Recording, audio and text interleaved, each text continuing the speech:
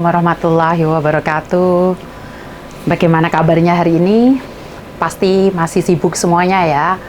Atau lagi main HP nih. Terima kasih Mbak, respon yang baik. Bahkan ada beberapa mbaknya yang sempat mengalami depresi, bisa bilang mengalami gangguan jiwa saat dia dengerin YouTube dan Facebook saya. Dia punya motivasi dan dia tahu apa yang dia lakukan dulu itu salah. Tapi saya merasa senang sekali karena dia mau telepon saya dan berbagi cerita pada saya tentang masalah-masalah dia. Jadi sekali lagi, kalau buat mbak-mbaknya yang ada di luar sana yang melihat temanmu depresi, temanmu kecewa, temanmu nangis, saya tidak peduli itu drama atau cuman bercanda atau cuman cari perhatian. Saya mohon, saya minta, tolong jangan dibully. Karena kita tidak tahu Mbak, bukannya mereka mencari perhatian, tapi seperti yang dikatakan sama mbaknya tadi yang sempat telepon saya, mengatakan bahwa dia sering pingin bunuh diri. Kadang-kadang dia berpikir untuk cepat mengakhiri hidupnya. Bukan berarti dia tidak takut mati loh. Dia bilang dia takut mati, tapi masalahnya karena dia sudah membenci keadaan, dia tidak suka dengan keadaan, dan dia benci sama semua orang karena dia merasa tidak berguna.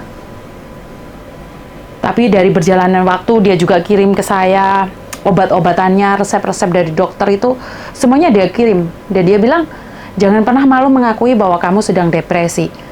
Tapi buat mbak-mbaknya yang saat ini masih dalam keadaan sehat mentalnya, saya harap jangan menghakimi ya mbak ya, karena kita tidak tahu apa yang terjadi. Kita cuma bisa melihat, kita cuma bisa meraba-raba apa yang dia rasakan. Kita sama sekali tidak tahu. Karena mungkin ya yang diceritakan saat ini hanyalah masalah hutang aja, karena abang ngejar-ngejar dia, akhirnya dia cari perhatian di luar, akhirnya dia buat TikTok nangis-nangis, akhirnya dia buat YouTube nangis-nangis, atau yang lain. Saya kurang tahu, tapi intinya dia sebenarnya depresi. Orang-orang seperti ini butuh perhatian. Dan saya pribadi, kenapa saya lebih suka meluangkan waktu bersama mereka, lebih suka mendengarkan curhatan mereka, karena saya tahu di posisi seperti inilah mereka membutuhkan seseorang untuk di sampingnya. Tapi buat mbak-mbaknya yang di luar sana, saya juga punya limit. Kadang-kadang kalau nada saya agak kasar, bukan berarti saya tidak suka atau saya membenci Anda, tidak. Karena kalau saya ikutin arus kamu, maka saya akan terbawa oleh haluan kamu. Jadi saya punya jalan sendiri, kamu punya jalan sendiri. Kalau saya terbawa terus, dan anehnya itu loh, kalau ngobrol itu kita harus tahu titik akhirnya kemana, tujuan kita ngobrol kemana. Jadi buat mbak-mbaknya yang kadang-kadang sampai ngomongnya ngelantur-ngelantur, saya masih ikutin jalannya, tapi kadang-kadang kalau saya sudah tidak berani mengikuti jalan itu, karena sekali lagi ya mbak ya, kalian membawa rasa depresi itu ke saya mendengarkan.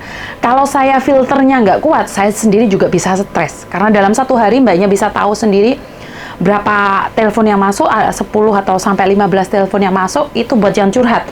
Terus bagaimana dengan yang cari majikan? Bagaimana dengan majikan yang komplain? Bagaimana dengan majikan yang proses? Bagaimana visa yang proses? Dan bagaimana dengan keluarga saya, anak saya, suami saya? Jadi banyak hal yang harus saya filter juga.